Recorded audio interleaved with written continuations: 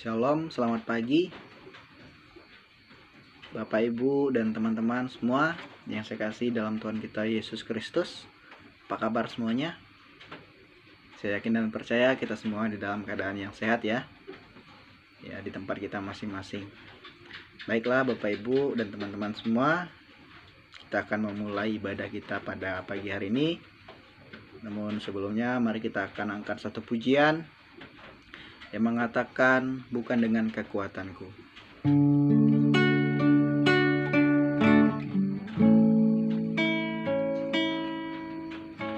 Bukan dengan kekuatanku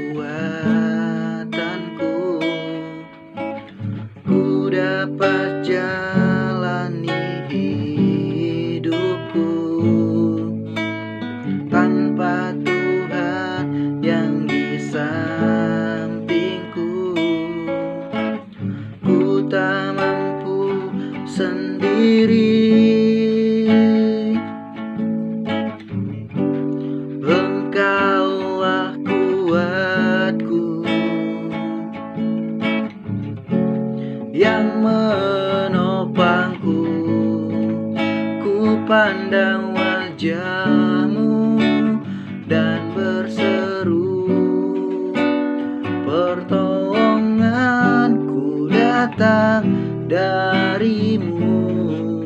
Peganglah tanganku, jangan lepaskan, Kaulah harapan dalam hidupku. Kembali kita angkat pujian ini dari awal. Haleluya Yesus.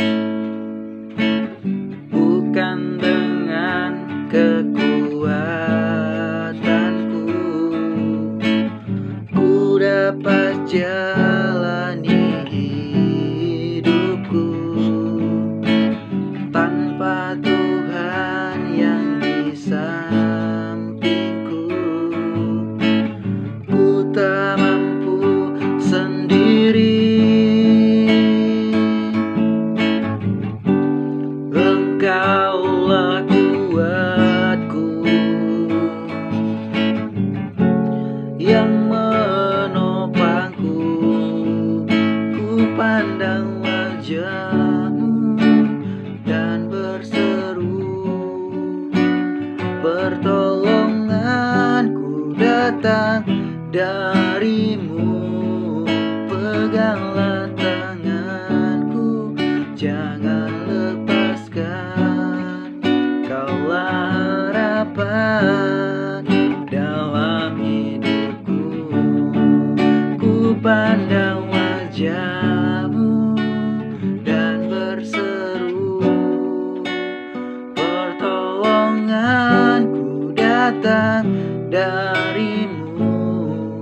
Peganglah tanganku, jangan lepaskan, Kaulah harapan dalam hidupku. Kaulah harapan, Kaulah harapan dalam hidupku. Kaulah harapan dalam hidupku.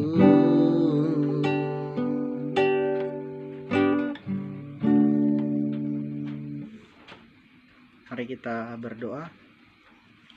Benar Tuhan, Engkaulah harapan dalam hidup kami Tuhan Yesus. Kami yakin dan percaya bahwa tanpa Tuhan kami bukanlah apa-apa Tuhan. Maka dari itu kami butuh Tuhan di dalam hidup kami Tuhan. Terima kasih Tuhan Yesus. Terima kasih. Kami bersyukur buat hari ini. Kami kembali bersekutu memuji dan memuliakan nama-Mu Tuhan. Biarlah senantiasa pujian penyembahan kami ini Engkau layakkan di hadapan-Mu Tuhan. Terima kasih Yesus. Biarlah senantiasa juga sebentar hamba-Mu yang akan menyampaikan kebenaran. Biarlah Tuhan memberkati, memberikan hikmat pengetahuan akal budi yang berasal daripada-Mu Tuhan, sehingga memungkinkan hamba untuk menyampaikan kebenaran firman-Mu dengan baik. Dan juga jemaat Tuhan yang mendengarkan, biarlah senantiasa Tuhan berkati hati dan pikiran mereka. Terima kasih Tuhan, kami sambut kebenaran firman-Mu penuh dengan ucapan syukur di dalam nama Yesus Kristus. Haleluya. Amin. Shalom. Bapak, Ibu, dan juga saudara-saudari yang saya kasih dalam Tuhan kita Yesus Kristus. Pada kesempatan yang indah di pagi hari ini, saya ingin mengajak kita untuk belajar dari kitab Efesus, yaitu surat Rasul Paulus kepada jemaat Efesus, yaitu pasalnya yang keempat, ayatnya yang ke-17 sampai dengan ayat yang ke-32. Sekali lagi di dalam Efesus pasal 4 ayat 17 sampai dengan ayat 32. Jika Bapak Ibu sudah menemukan, saya akan membacanya untuk kita semua, dan Bapak Ibu semua akan menyimaknya di dalam Alkitabnya masing-masing. Demikian bunyi firman Tuhan. Ayat 17. Sebab itu kukatakan dan kutegaskan ini kepadamu di dalam Tuhan. Jangan hidup lagi sama seperti orang-orang yang tidak mengenal Allah, dengan pikirannya yang sia-sia dan pengertiannya yang gelap, jauh dari hidup persekutuan dengan Allah, karena kebodohan yang ada di dalam mereka, dan karena kedegilan hati mereka, perasaan mereka telah tumpul, sehingga mereka menyerahkan diri kepada hawa nafsu dan mengerjakan dengan serakah segala macam kecemaran. Tetapi kamu bukan demikian. Kamu telah belajar mengenal Kristus karena kamu telah mendengar tentang Dia dan menerima pengajaran di dalam Dia menurut kebenaran yang nyata dalam Yesus, yaitu bahwa kamu berhubung dengan kehidupan kamu yang dahulu harus menanggalkan manusia lama yang menemui kebinasaannya oleh nafsunya yang menyesatkan, supaya kamu dibaharui di dalam roh dan pikiranmu, dan mengenakan manusia baru yang telah diciptakan menurut kehendak Allah di dalam kebenaran kekudusan yang sesungguhnya. Karena itu buanglah dusta dan berkatalah benar seorang kepada yang lain, karena kita adalah sesama anggota. Apabila kamu menjadi marah, janganlah kamu berbuat dosa. Janganlah matahari terbenam sebelum padam amarahmu, dan janganlah beri kesempatan kepada iblis. Orang yang mencuri, janganlah ia mencuri lagi, tetapi baiklah ia bekerja keras dan melakukan pekerjaan yang baik dengan tangannya sendiri, supaya ia dapat membagikan sesuatu kepada orang yang berkekurangan.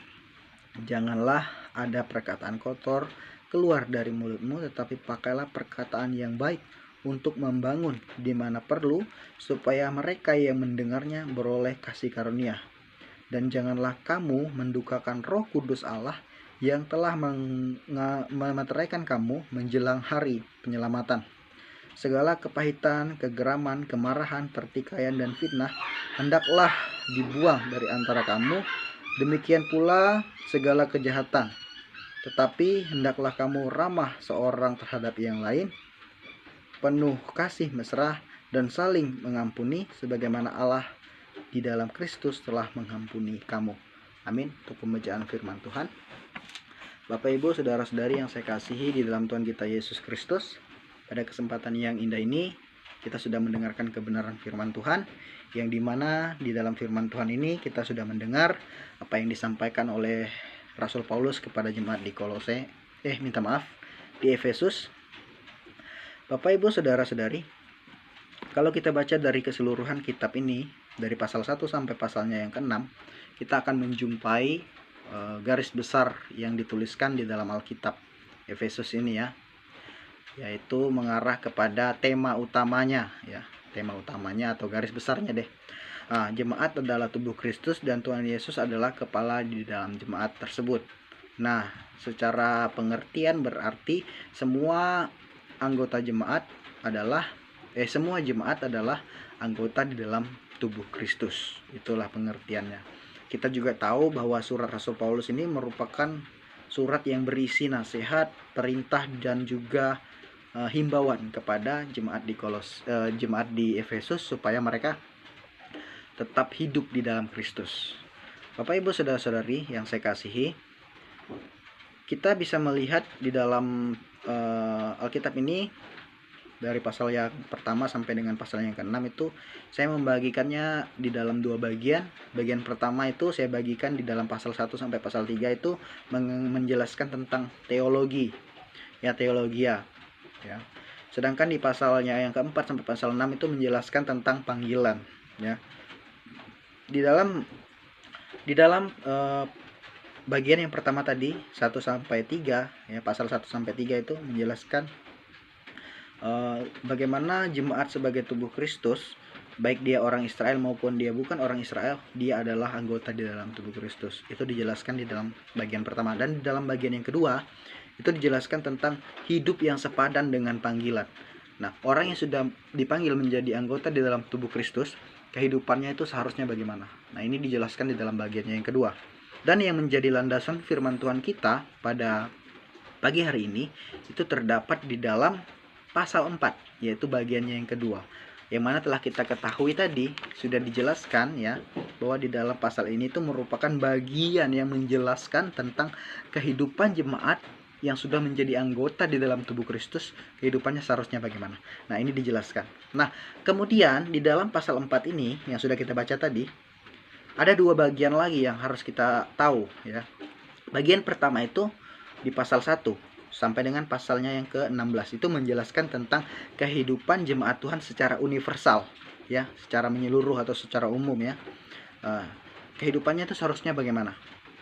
Nah, ketika dia sudah percaya Tuhan, ketika dia sudah kenal sama Tuhan, hidup menjadi anggota tubuh Kristus, kehidupan yang seharusnya bagaimana. Ini dijelaskan di dalam pasal 1 sampai dengan pasalnya ke-16. Lalu kemudian di dalam pasal 17 sampai dengan pasal 32 itu menjelaskan jemaat Tuhan yang sudah hidup di dalam Kristus, menjadi anggota di dalam tubuh Kristus, kehidupannya seharusnya bagaimana. Nah, perbedaannya dengan yang bagian pertama ini, perbedaannya itu ialah kalau yang pertama itu universal, tetapi yang kedua ini adalah individual. Jadi ini lebih kepada pribadi. Ketika kita membaca firman Tuhan ini akan mengarah kepada pribadi kita gitu. Oke, kita langsung masuk ya, beberapa bagian juga yang saya lihat di dalam firman Tuhan ini yang dapat saya bagikan kepada kita semua, dan kita akan belajar ini semua dari kitab Efesus. Yang pertama yang perlu kita ketahui, yang pertama itu dari yang kita baca, penggalian yang kita temui, yang kita akan pelajari, yang pertama, tinggalkan manusia lama. Yang kedua, kenakan manusia baru. Yang ketiga, hidup sebagai manusia baru. Kita masuk dalam poin yang pertama. Bagian manusia lama, ya. Tinggalkan manusia lama. Di dalam keadaan manusia lama itu memiliki bagian yang bagian yang sangat buruk ya. Bisa dikatakan itu adalah keadaan manusia lama. Apa saja keadaan manusia lama? Itu dijelaskan di dalam ayatnya yang ke-17. Pikirannya sia-sia, pengertiannya gelap di pasalnya ke-18, ayatnya ke-18, dan juga ayatnya ke-19 menjelaskan perasaannya tumpul, ya. Nah, kemudian di dalam kehidupannya ciri-cirinya seperti apa, ya? Ciri-cirinya itu dia itu menyerahkan dirinya kepada hawa nafsu di ayatnya ke-19. Dan dia juga mengerjakan dengan serakah segala macam kecemaran di ayat 19. Dan ayatnya ke-22 bagian B, dia itu ciri-cirinya menemui kebinasaan oleh nafsunya yang menyesatkan. Ini dijelaskan di dalam firman Tuhan ya. Nah, lalu apa yang menyebabkan sehingga mereka itu berbuat demikian? Ya tadi, sehingga mereka itu pengertian mereka tumpul, pengertian mereka sia-sia ya. Pikiran mereka sia-sia tadi, pengertian mereka gelap, dan juga perasaan mereka tumpul. Apa yang menyebabkan? Yang pertama, karena pengertiannya yang gelap, itu yang membuat mereka tidak dikenal sama Tuhan ya, sehingga mereka berbuat demikian. Di dalam ayatnya ke-18 bisa kita baca, itu akan memberikan jawaban yang jelas ya mengenai pertanyaan ini. Apa penyebabnya sehingga mereka berbuat demikian? Kita tahu kalau kita baca secara menyeluruh ya, jemaat Efesus ini merupakan jemaat yang percaya kepada dewa. Dewanya itu bisa disebutkan sebagai Dewi Artemis ya. Artemis pokoknya ejaannya ARTEMIS gitu. Itu dipercaya sebagai dewa kesuburan. Sehingga kenapa pengertiannya gelap? Karena apa? Kalau mereka percaya kepada Kristus ya, mereka tidak mungkin dikatakan memiliki pengertian yang gelap. Justru karena mereka percaya kepada dewa, sehingga itu yang membuat pengertian mereka gelap, karena mereka tidak percaya kepada Kristus. Dan kemudian apa yang menyebabkan mereka dari hidup jauh daripada Allah? Karena apa? Karena persekutuan dengan Allah itu jauh. Karena persekutuan dengan Allah itu mereka tidak kenal, dekat dengan Allah. Sehingga di dalam firman Tuhan tadi dikatakan bahwa kehidupan mereka itu jauh sekali dengan persekutuan Allah. Bagaimana mereka mau dekat, bersekutu dan dekat dengan Allah, sedangkan kehidupan mereka itu tidak sejalan dengan apa yang Allah perintahkan. Ya, karena kehidupan mereka itu malah percaya kepada dewa bukan kepada Allah, percaya kepada percaya kepada hal-hal yang bukan ditunjukkan kepada keselamatan mereka, tetapi hal-hal yang justru mengarah kepada apa yang mereka pikirkan gitu secara rasional ya. Lalu kemudian kenapa mereka bisa demikian? Karena kebodohan yang ada di dalam hati mereka. Lalu kemudian yang keempat dijelaskan karena apa? Karena kedegilan hati mereka.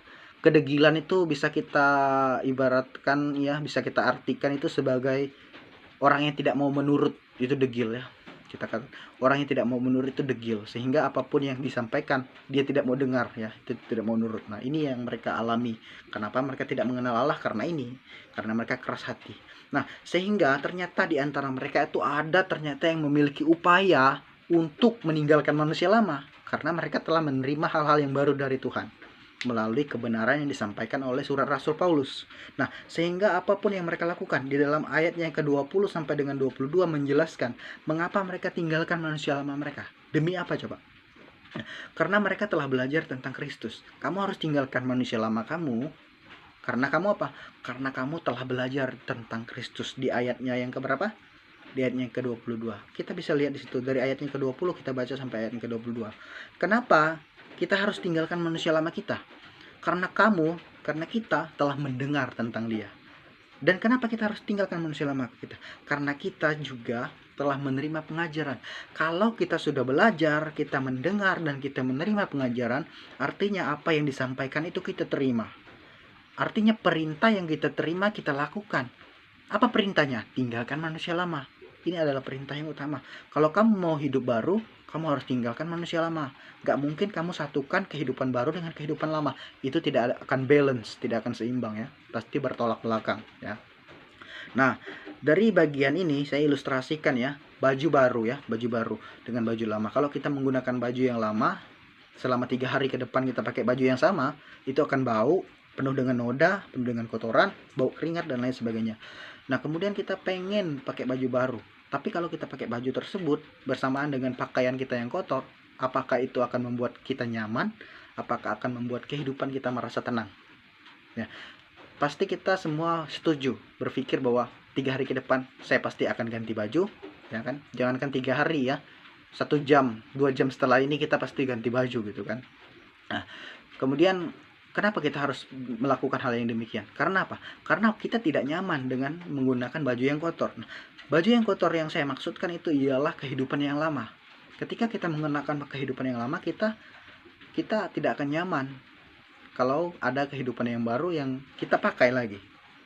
Ya, kalau kita mau kehidupan yang baru itu kita pakai dan itu menjadi pedoman di dalam hidup kita, maka kehidupan yang lama kita lepaskan dan kita maju melangkah bersama hidup kita yang baru. Dan itu akan menjadi pedoman di dalam hidup kita. Apa pedomannya? Yaitu Injil Kristus, kebenaran Allah atau perintah Allah.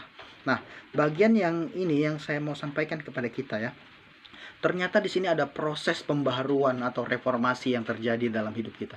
Karena kita mau menerima atau mau mengenakan manusia baru. Bagian yang kedua, mengenakan manusia baru. Orang yang mau mengenakan manusia baru, dia meninggalkan manusia lama dan dia kenakan manusia baru. Artinya kehidupan yang lama dia tinggalkan dan kehidupan baru dia kenakan. Kehidupan yang baru itu seperti apa sih? Nah, kehidupan yang baru itu dia hidup di dalam kebenaran, hidup di dalam kekudusan, ya, hidup memiliki pengetahuan yang benar menurut Alkitab. Ini memiliki kehidupan yang baru. Nah, di dalam penyampaian saya pada pagi hari ini tidak panjang lebar tentang manusia baru, tapi saya jelaskan beberapa hal. Orang yang hidup baru itu dia jujur. Dalam segala aspek kehidupannya dia jujur. Pekerjaan apapun dia jujur. Orang yang sudah hidup baru, dia mampu mengontrol emosi dan juga perasaannya. Ketika dia marah, dia tidak akan mengizinkan iblis menguasai dirinya. Artinya bahwa ketika dia marah, dia tidak akan berbuat dosa. Atau dikatakan ketika dia marah, dia tidak akan sampai matahari terbenam sebelum reda amarahnya. Ini dikatakan firman Tuhan. Nah, ciri-ciri orang hidup baru itu dia tidak berbohong. Perkataannya selalu benar, ya. Dia tidak berbuat dosa. Itu yang dikatakan di dalam firman Tuhan. Nah, kita masuk di dalam bagian yang terakhir ya. Kita kenakan manusia baru. Orang yang sudah kenakan manusia baru itu pasti orang yang sudah direformasi ya kan, sudah memiliki hal-hal yang baru gitu, pengetahuan yang baru ya. Apa yang harus dibuang ketika kita sudah hidup baru? Kita sudah kenakan baru, kenakan kehidupan yang baru. Apa yang kita harus buang? Dalam Efesus pasal 4 ayat 30 dikatakan apa? Prinsip-prinsip hidup baru yang harus kita miliki. Kita tidak mendukakan Roh Kudus dan lain sebagainya. Kita juga lihat penjelasan tentang apa yang disampaikan oleh firman Tuhan, bahwa hal-hal yang harus kita buang itu yang pertama tadi apa? Segala kepahitan, kegeraman, kemarahan, pertikaian, fitnah, segala kejahatan. Itu yang harus kita buang di dalam hidup kita ketika kita sudah mengenakan manusia baru. Dan sebagai renungan kita pada pagi hari ini, Bapak Ibu Saudara, mari kita akan lihat di dalam 2 Korintus pasal 5 ayat 17. Di dalam 2 Korintus pasal 5 ayat 17 mengatakan, ini sebagai nats pembimbing kita untuk menambah pengetahuan supaya kita memahami maksud dari kebenaran firman Tuhan. Ini akan membimbing kita sehingga kita dapat lebih sempurna untuk memahami firman Tuhan ini. Sebenarnya banyak yang mau saya sampaikan melalui firman Tuhan ini, tapi sedikit waktu yang kita miliki, tetapi ya tidak apa-apa, saya akan menyampaikan singkat saja. Jadi ini sebagai nats yang kita baca untuk akhir dari penyampaian saya pada pagi hari ini. Di dalam ayat 17, 2 Korintus 5 ayat 17, jadi siapa yang ada di dalam Kristus, ia adalah ciptaan baru, yang lama sudah berlalu, sesungguhnya yang baru sudah datang. Haleluya. Mari kita berdoa. Tuhan Yesus, kami mengucap syukur atas kebenaran-Mu yang telah sampai kepada kami melalui hamba-Mu yang telah menyampaikannya. Biarlah senantiasa Tuhan, melalui kebenaran-Mu ini kami kembali diingatkan, kami kembali diberikan pengertian sehingga kami dapat memahami dan mengerti bahwa Tuhan luar biasa bagi hidup kami. Tuhan mengerjakan segala sesuatu untuk kebaikan bagi hidup kami, karena rancangan Tuhan bukanlah rancangan kecelakaan, melainkan rancangan damai sejahtera bagi hidup kami. Terima kasih Tuhan, terima kasih Yesus. Berkati juga Bapak Ibu dosen dan juga teman-teman yang telah mendengarkan firman Tuhan ini.